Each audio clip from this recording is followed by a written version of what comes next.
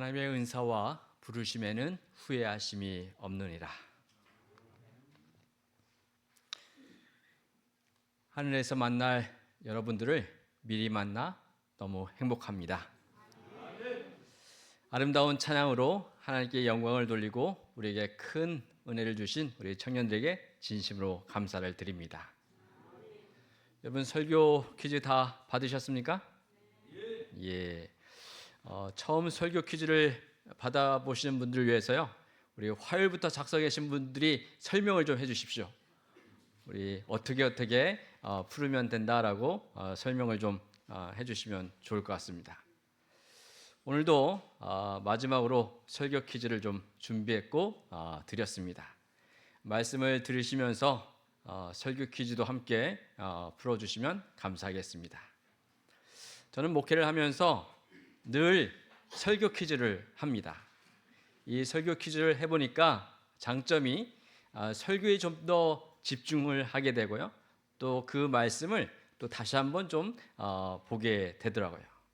또 새신자분들은 그것을 통해서 좀 양육도 가능함을 경험했습니다. 그래서 부족하지만 이 설교 퀴즈를 통해서 다시 한번 말씀을 깊이 새기는 시간 되기를 간절히 소망합니다. 특별히 말씀에 깊이가 있고 영성이 넘치는 우리 이진선 목사님이 섬기시는 목회교회에서 한 주간 보내게 해주신 하나님께 참으로 감사를 드립니다. 또 이곳에서 와서 보니 제가 29년 전에 남영학원에 학생전도사로 있었는데요, 그때 청년회장으로 우리 김영애 집사님이 계셨었습니다. 그리고 우리 민지아영 집사님이 그때 이제 청년이었는데요, 또 이곳에서 29년 만에 뵙게 돼서 참으로 감개가 무량합니다. 또 이렇게 지난 세월 29년이 지났지만 또 이렇게 그리스도 안에서 또 볼 수 있음에 하나님께 감사를 드립니다.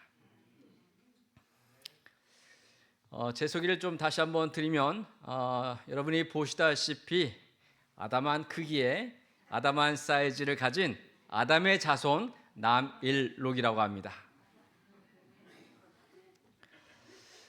저는 26살의 딸과 23살의 아들을 두고 있습니다.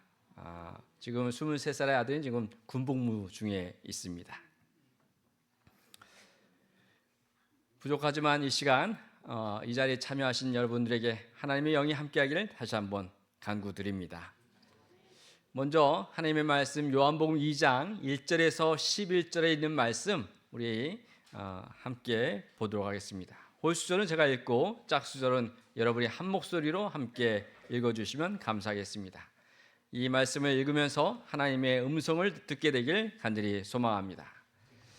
사흘째 되던 날 갈릴리 가나에 혼례가 있어 예수의 어머니도 거기 계시고 포도즙이 떨어진지라 예수의 어머니가 예수에게 이르되 저들에게 포도즙이 없다 하니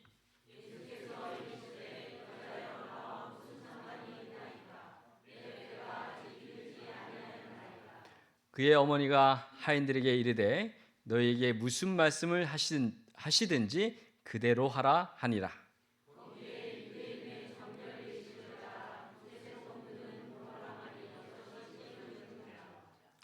예수께서 그들에게 이르시되 항아리에 물을 채우라 하신즉 아기까지 채우니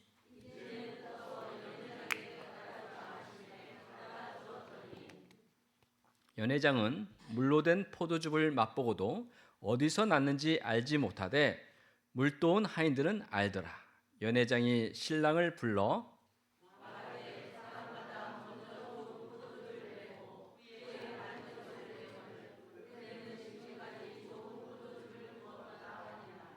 예수께서 이 처음 표적을 갈릴리 가나에서 행하여 그 영광을 나타내심에 제자들이 그를 믿으니라.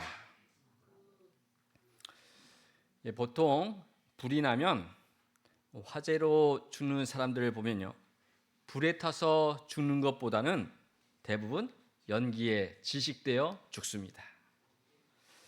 숨 쉬면서 살 수밖에 없는 우리는 하나님께서 주신 숨으로 생명을 받은 존재이기 때문에 호흡이 그렇게 중요한 것입니다. 오늘 다시 안식일을 맞이했습니다. 숨 쉴 틈도 없는 바쁜 일상을 뒤로하고 하나님께서 이 시간 여러분과 저를 초청하십니다. 하나님께 써주시는 이 안식일, 하나님과 함께 호흡을 맞추고 호흡을 하는 기쁜 날이 되기를 간절히 소망합니다. 하나님께서 인간을 사랑하시는 그 사랑이 전달되고 그 사랑을 전달받은 우리는 맥박이 뛰고 심장이 울리며 우리에게 주신 호흡을 감사히 받아 지금도 숨을 쉬고 있는 것입니다. 산다는 것, 호흡하며 숨을 쉰다는 것, 정말 놀라운 일입니다. 이 살아있는 사람과 죽은 사람의 아주 작은 차이는, 어쩌면 큰 차이는 바로 숨을 쉬는 것이라고 생각이 듭니다. 지금 숨 안 쉬는 분 계십니까? 오늘도 우리 코에 호흡을 주신 하나님을 찬양합시다. 그래서 호흡이 있는 자마다 하나님을 찬양하는 것은 어쩌면 아주 당연한 일입니다. 호흡이 있는 자마다 여호와를 찬양할지어다. 오늘 이 시간 하나님을 찬양하기 위해 오신 여러분 한 분 한 분을 주님의 이름으로 축복합니다. 저는 오늘 요한복음 1장 1절에서 11절을 본문으로 하나님의 영광을 경험하는 교회라는 제목으로 은혜를 나누기를 원합니다.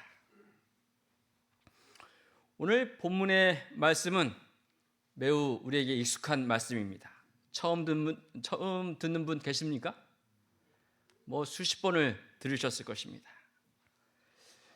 갈릴리 가나의 혼인집에서 예수님께서 뭘 만드셨습니까? 물로 포도즙을 만든 이 표적은 예수님께서 이 땅에서 행하신 첫 번째 표적입니다. 그런데 이 표적은 예수님께서 행하신 다른 이적들과 비교했을 때 그리 대단해 보이지는 않습니다. 중풍병자를 고치신 이적, 오병이어의 이적, 무리를 걸으신 이적, 죽은 사람을 살리신 이적과 비교해 봤을 때요, 물을 포도즙으로 만든 것 대단할까요? 그리 대단해 보이지는 않습니다. 예수님 당시에 유대 사회는 참 먹고 살기 힘들었다고 합니다. 그런 상황에서 혼인잔치는 그야말로 먹고 마시고 즐길 수 있는 거의 유일한 기회를 제공했습니다. 당시 유대인들은 이 혼인잔치를 보통 일주일간 벌였습니다. 그들은 이 혼인 예식을 단순한 신랑 신부의 잔치로 여기는 것이 아니라 마을 전체에 체면이 걸린 아주 중요한 행사로 여겼습니다. 그래서 결혼식을 할 때 그 마을에서 가장 연륜 있는 노인을 연회장으로 세워서 주관하게 했습니다. 이 잔치를 주관하는 사람은 그 기간 동안에 손님을 어떻게 대접해야 될지, 그리고 그 기간 동안 음식을 어떻게 준비해야 될지 다 생각을 하고 충분한 음식을 준비해야만 했습니다.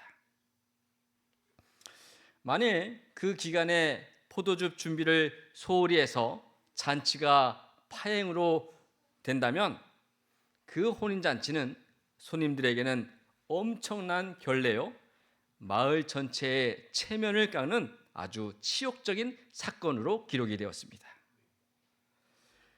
보통 포도즙이 떨어지는 경우가 2개 정도 있었다고 하는데요. 첫 번째로는 그 가정이 경제적으로 넉넉지 못해서 덜 준비해서 포도즙이 떨어질 때가 있고요. 또 손님들을 예상했는데 예상한 손님보다 더 많이 왔을 때 포도즙이 떨어질 때가 있었습니다. 어쨌든 음식을 준비하는 사람들은 그것을 신경을 써야만 했었습니다. 가나에서 열린 그 혼인잔치에서 사실 마리아는 잔치집 주인은 아니었습니다. 그 잔치의 친척이기는 하지만 굳이 잔치에 관여할 필요는 없었습니다. 하지만 마리아는 그저 앉아서 손님 대접을 받지 않고 잔치집의 주인처럼 부지런히 오고 가면서 모든 사정을 주의 깊게 살폈습니다. 그런 와중에 마리아는 포도즙이 떨어졌다는 것을 알게 됩니다.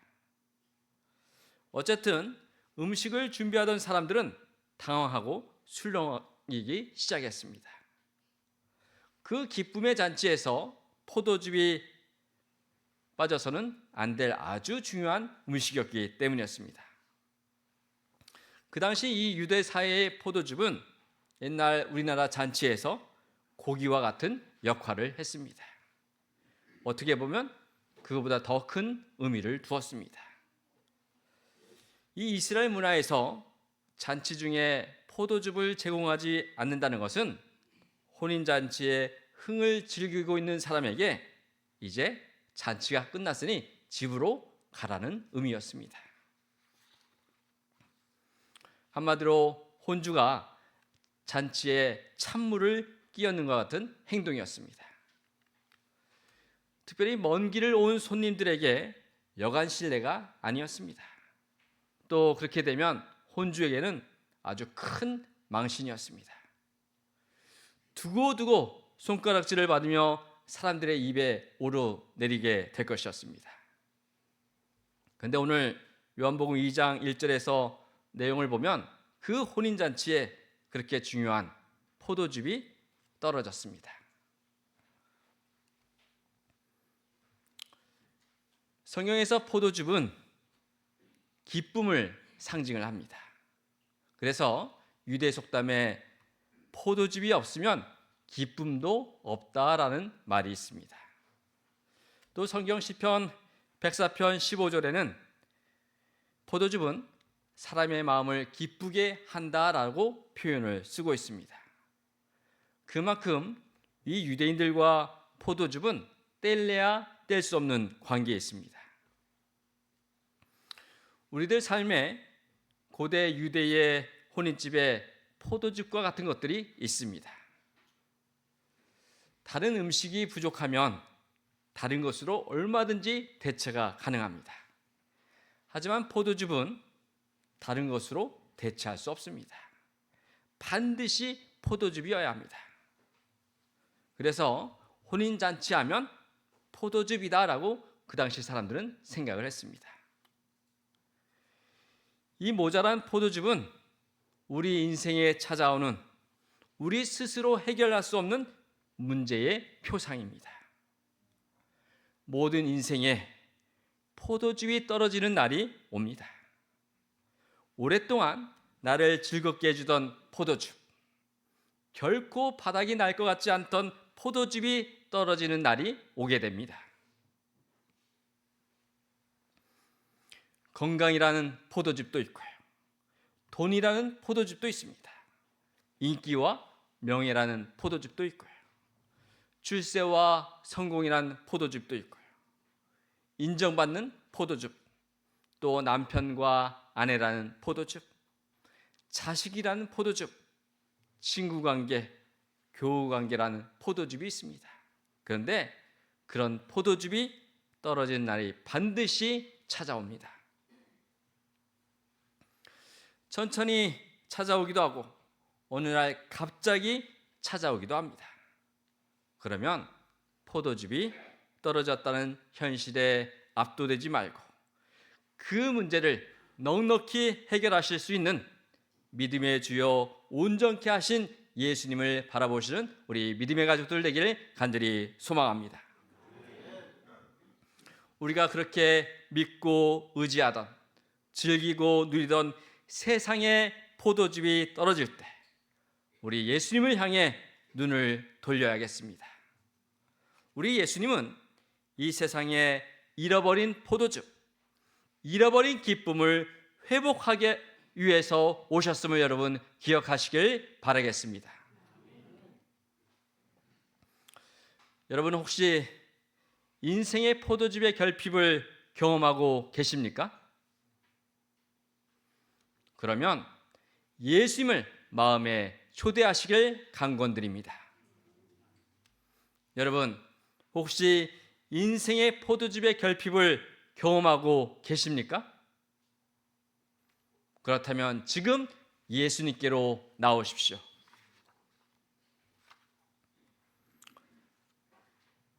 오늘 본문의 말씀을 보면 포도즙이 떨어진 것을 안 마리아는 그 문제를 예수님께로 가지고 갑니다. 마리아는 스스로 문제를 해결하기 위해서 노력하지 않았습니다. 방법을 찾는다고 시간을 보내지도 않았습니다.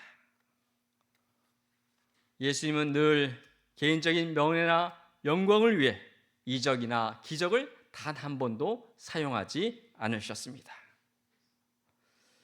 사탄이 하나님의 아들임을 증명해 보이려 할 때도 우리 예수님은 어떻게 하셨습니까? 예수님은 그때도 이적을, 기적을 사용하지 않으셨습니다. 만약 여러분과 저 같으면 자존심이 상해서 얼른 증명해 보였을 것입니다. 우리 예수님께서는 자신의 영광이나 자신의 만족이나 자신을 증명하기 위해서 단 한 번도 이적을 사용하지 않으셨습니다. 그리고 오늘 이 기적은 사람들 눈에 거의 띄지를 않았습니다. 그 현장에 있었지만 기적을 인식하고 의미를 깨달은 사람들은 매우 극소수였습니다. 일이 막힐 때, 일이 안 될 때, 어떻게 해야 될지 모를 때, 그리고 인생의 포도즙을 빼앗기는 일이 생길 때 마리아처럼 주님께 맡기지 않으시겠습니까? 이제 내 개인의 문제, 우리 가정의 문제, 이웃과의 문제, 우리 교회의 문제를 마리아처럼 예수님께 가지고 갑시다. 문제가 있다고 실망하지 말고, 문제가 많다고 불평하지 말고, 문제의 해결책을 가지고 기다리고 계시는 예수님께로 나아가시는 우리 믿음의 가족들 되기를 간절히 소망합니다. 이제 마리아의 심정으로, 이제 마리아의 믿음으로 우리의 문제를 예수님께로 가지고 갑시다. 그러면 문제를 해결해 주시는 예수님을 만날 수 있음을 확신합니다. 결코 외면하지 않으시는 예수님께 오늘 우리의 모든 문제를 맡기시는 믿음의 가족들 되길 간절히 소망해 봅니다. 또한 이 포도즙은 예수님의 보혈을 상징합니다. 십자가의 피 흘림을 통해 우리에게 구원을 허락하신 하나님의 약속, 우리의 보혈의 능력을 깨닫고 매일매일 예수 그리스도의 보혈을 내 삶에 믿음으로 적용할 때입니다. 예수 그리스도의 보혈에는 능력이 있습니다. 저를 따라해 주십시오. 예수 그리스도의 보혈에는 능력이 있습니다. 예, 여러분 이 사실을 믿으십니까? 예수님의 피가 우리를 모든 죄에서 넉넉히 깨끗게 하실 수 있으며 예수의 피로 우리가 하나님과 화평을 누릴 수 있으며 예수의 피로 깨끗게 될 수 있음을 확신하는 이 안식일 되기를 간절히 소망합니다. 예수의 피로 말미암아 하나님의 지성소에 들어갈 수 있고 예수님의 피로 말미암아 우리는 사탄을 넉넉히 이길 수 있음을 기억하시길 부탁드립니다. 그 피는 출애굽 당시에 반드시 문설주에 발라야 했습니다. 그처럼 예수 그리스도의 보혈의 공로가 이제는 영적으로 적용되어야겠습니다. 우리는 그분께서 세상을 위해 죽으셨다는 것뿐만 아니라 나를 위해서 죽으셨다는 것을 믿어야 합니다. 우리는 속죄의 희생의 공로를 우리 자신에게 이제는 적용해야겠습니다. 근데 우리는 다른 사람에게 적용을 하려고 부단히 노력을 합니다. 이제는 다른 사람에게 적용하지 말고 나 자신에게 적용하기를 간절히 소망해 봅니다. 예수님께로 가져갈 때 우리의 포도즙이 넉넉히 채워질 줄 믿습니다. 보혈의 피로 채워주시는 예수님이 계심을 믿고 그 예수님 오늘 꼭 만나시길 주님의 이름으로 소망합니다. 예수님께서는 오늘의 이 표적을 통해서 11절에 보면 영광을 나타내셨다라고 말씀을 하십니다. 우리는 이 말씀을 통해서 영광에 대한 새로운 깨달음을 얻어야 된다고 생각이 됩니다. 하나님의 영광, 거창하고 대단하고 엄청난 방법으로 나타나는 것이 아니라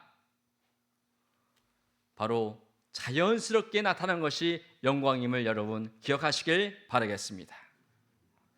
과거에는 하나님의 영광, 거룩한 임재가 실제적인 성막에서 이스라엘 백성들 가운데 머물렀습니다. 그런데 이제 이 동일한 영광의 임재가 우리 주 예수 그리스도의 인격 안에서 예수님께서 이 땅에 오심으로 이루어졌음을 요한은 말하고 있습니다. 그러므로 그 영광은 모든 사람이 보고 모든 사람이 경험하는 것이 아님을 요한복음 2장은 우리에게 말씀하고 계십니다. 예수님께서 이 첫 번째 표적을 영광을 나타내셨지만 그 현장에 있으면서도 하나님의 영광을 깨닫지 못한 사람들이 참 많았습니다. 이처럼 영광은 소리 없이 우리에게 다가옵니다. 영광을 경험했다고 해서 모습이 변하거나 모든 사람이 그 사실을 알아주는 것은 아닙니다. 영광은 예수님을 만난 사람의 마음 깊숙이에서 시작됨을 여러분 잊지 마시길 바라겠습니다. 그래서 엘렌 화이트는 다음과 같이 우리에게 말합니다. 우리 함께 읽어보겠습니다. 시작.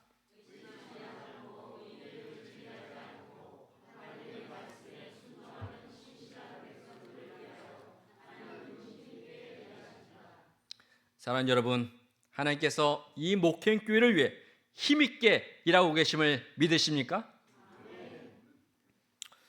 영국 옥스퍼드 대학에서 한 번은 종교학 시험이 있었습니다. 종교학 시험 문제가 다음과 같이 출제가 되었다고 합니다. 물로 포도주를 만든 예수의 기적을 철학적, 종교적, 경제적 관점에서 해석하고 의미를 논술하라. 쉬운 문제입니까? 어려운 문제입니까? 이 문제를 받자마자 대다수의 학생들이요 준비를 얼마나 많이 했는지 쓰기 시작했습니다. 정신없이 쓰기 시작했습니다. 근데 열심히 쓰고 있는데 한 학생은, 저기에 있는 학생은 멀뚱멀뚱 가만히 있고요. 또 창문만 쳐다보는 겁니다. 시험 시간이 다 끝나가는데 이 감독관이 쳐다보니까 다른 사람들은 열심히 일을 쓰고 있는데 한 학생은 어떻게 해요? 엉뚱한 짓을 하고 있는 겁니다. 그래서 가슴이 아파서 옆에 가서 이야기했습니다. 학생, 한 줄만 써. 그럼 내가 낙제는 안 시켜줄게. 그러더니 이제 끝나기 5분 전에 그 학생이 겨우 한 문장을 썼습니다. 이렇게 썼다고 합니다. 물이 그 주인을 만나니 얼굴이 붉어졌도다. 그런데 담당 교수는 이 학생에게 최고의 점수를 주었다고 합니다. 이 학생이 훗날 영국의 최고 시인 바이런입니다. 그를 평가한 교수도 참 대단하지 않습니까? 한 줄 썼는데 최고점을 줬습니다. 사랑하는 여러분, 우리 삶에 무슨 문제가 있습니까? 갑자기 포도즙이 떨어지는 낭패가 일어날 수도 있습니다. 경제적인 문제가 일어날 수도 있고요. 그리고 관계가 끊어지는 문제가 생길 때도 있습니다. 우리의 인생이 갑자기 의무가 없어지고 허무해질 수도 있습니다. 그러나 참된 문제는 우리의 삶의 주인이 누구인가입니다. 내가 누구든 인생의 주인 예수님을 만나면 삶의 본질이 달라질 줄 믿습니다. 하나님을 만나지 못하면 이 땅에서도 방황하고 소망이 없습니다. 모든 물의 원자들, 미생물도 자신의 주인이 누군지 알고 순종합니다. 오늘 우리 삶의 주인이 하나님이십니까? 그러면 하나님의 사람으로 변화되게 될 것입니다. 우리의 세포와 체질, 마음의 작동도 예수님이 주인이 되실 때 변화될 줄 확신합니다. 우리는 날마다 우리의 삶에 기적을 베푸시는 하나님을 섬기고 있습니다. 우리의 물같이 몸이 건조한 삶을 달콤한 포도즙의 삶으로 바꾸시는 예수님을 꼭 만나기를 소망합니다. 하나님의 영광이 나의 마음에, 하나님의 영광이 우리 교회에 가득하기를 여러분 고대하십니까? 주님의 영광이 나의 마음에, 이 교회에 가득한 나를 고대하십니까? 그렇다면 우리가 해야 할 일이 있습니다. 그것은 이해할 수 없는 하나님의 명령에 온전히 순종하는 것입니다. 우리 그리스도인들이 배워야 할 새로운 영적인 교훈은 바로 순종이라고 생각이 됩니다. 그런데 우리가 하나님께 순종하려고 하면 늘 방해하는 것이 있습니다. 그것은 바로 내가 경험한 것, 나의 상식이 이 순종을 가로막고 있습니다. 그래서 그런지 종교개혁자 마르틴 루터는 이렇게 말했습니다. 저를 따라해 주십시오. 순종은 이적보다 낫다. 여러분 동의하십니까? 우리가 의심하지 않고 이의를 제기하지 않고 온전히 순종하면 하나님께서 우리를 위해 힘있게 일하실 것입니다. 우리에게 하나님의 영광을, 주님의 영광을 나타내 보이실 것이며 우리의 삶을 하나님의 영광으로 충만하게 해 주실 줄 믿습니다. 사랑하는 여러분, 이 시간 무엇을 바라시겠습니까? 우리 함께 하나님의 영광을 바라보지 않으시겠습니까? 사랑하는 여러분, 이 시간 무엇을 꿈꾸시겠습니까? 우리 모두 함께 하나님의 영광을 꿈꾸었으면 정말 좋겠습니다. 사랑하는 여러분, 지금 무엇을 향해 달려가고 계십니까?